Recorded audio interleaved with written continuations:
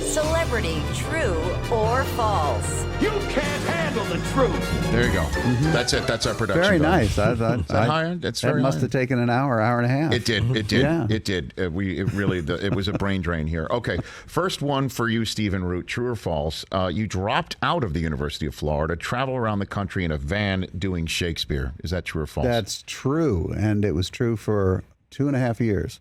It was the National Shakespeare Company, a bus and truck based in New York, but we mostly played colleges, small theaters around the country for 9 months out of the year.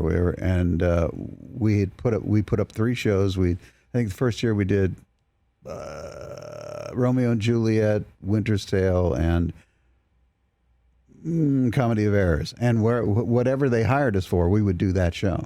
But since there were only 12 people in the company, we were double and triple cast. So it was the best possible training you could get. Like Shakespeare right barnstorming? That's where you're barnstorming Shakespeare? Yeah. We would play a 5,000-seat house at West Point, and the next day we'd play, a junior college dorm room, basically. I mean, or a cafeteria or something. So it was the same show, but it was always different because you're in different venues. I don't know if you saw the slide that we had up on the screen. Oh. Can you put that back one more time, Hoskins, for that particular celebrity, true or false?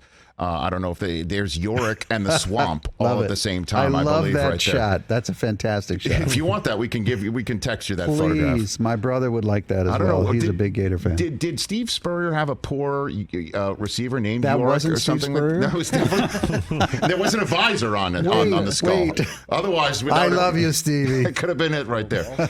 All right, next up, Stephen Root, true or false? You were cut out of Kindergarten Cop. Is that true or false? Yes, 5 scenes out of Kindergarten Cop. My whole subplot was cut out of What the hell? Kindergarten Cop. Well, I don't know what the hell happened there. Maybe I don't know. I got a wonderful. I was sitting next to the lead in that, who was Arnie. Arnie. And he turned to me and he said, "You are so f***ing funny." So I think maybe that's why I got cut out of it. Is that what it was? I think that's what it was. Well, that's my Arnie story. No, but that's a great Arnie story. There's no question. But hey, but at least in 1990 you made it into Ghost. You were I in made Ghost. it into Ghost. That was a great movie. I was happy to be in that, and I thought, wow, maybe I'll have a movie career.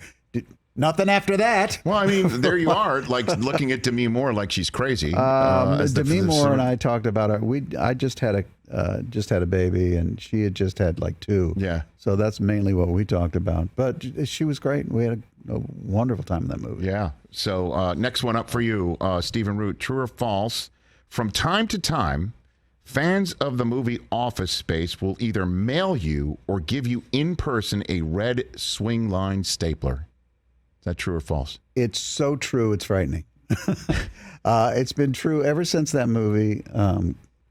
Probably the first couple of years that it came out, because it came out 99, 2000, right when DVDs were being, everybody, it was huge. You could go, and it became a word of mouth movie. The Office Space did. Right. So now at this point in my career, there isn't a set that I don't go on to that doesn't have a box of staplers ready for me to sign, and not for the crew. It's all crew who wants them, and they will send me staplers to sign. I'll sign some of those, but I have to say it doesn't matter what I've done in my career. Whenever somebody stops me in the street, it's Office Space. Is that right? Absolutely. Absolutely. And is it true that the stapler was discontinued? Mike Judge insisted it was red, and they created the staplers specifically. That's for the movie? Yeah, but they did. We had 4 of them. We burned 2 up in the movie. Mike took one, and I stole one. So I have mine. You have your own stapler. I have one on top of a butter dish on top of my TV. Yes. So I have one real one, but the ones they made at Swingline after that were the wrong model.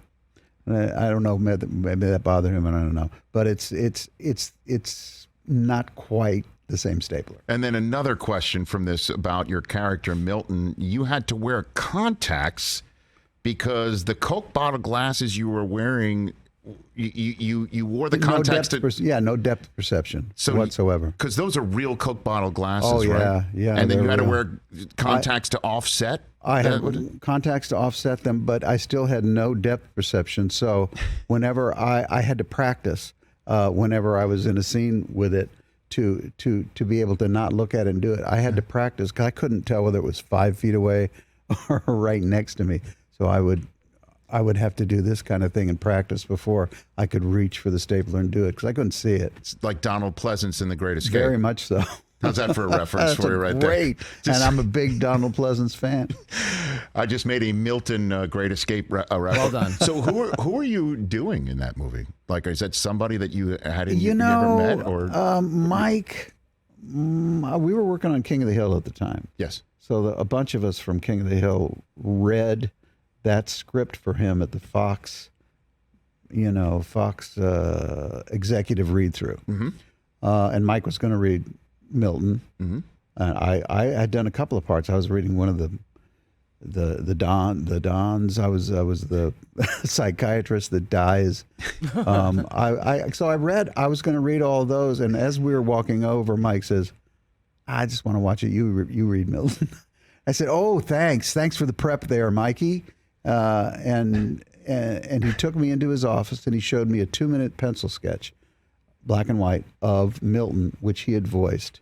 And he said, "What do you want to do something like that?" "I'll do something like that, but I'll just do what I think." And my gut there was that he would have a lisp, mm-hmm. a little bit of a lisp, and a higher voice. And so I just did that at the table read and went on from there. Can you still do it at the drop of a hat? When was the last time? Everybody who can do it can do it better than me now. That's not true. I was told I could. My stapler. There's not enough cake. I can do it okay, but the people who have done it for 20 years, they can do it a lot better than I can. I got to tell you, Gary Cole in that movie, the best. Getting the cadence down of like, did you get the memo? Yeah, I mean, but that's Mike. Mike knew that person. And he schooled Gary on, said, "This is how this person talked." And then Gary took it from there and made it a little more drawn out. But there was a direction from Mike. I bet. Yeah. But it was perfect.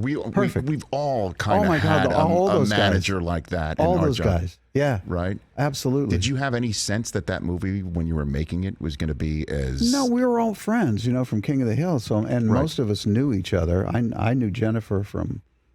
my wife had known her, so I knew her a little bit.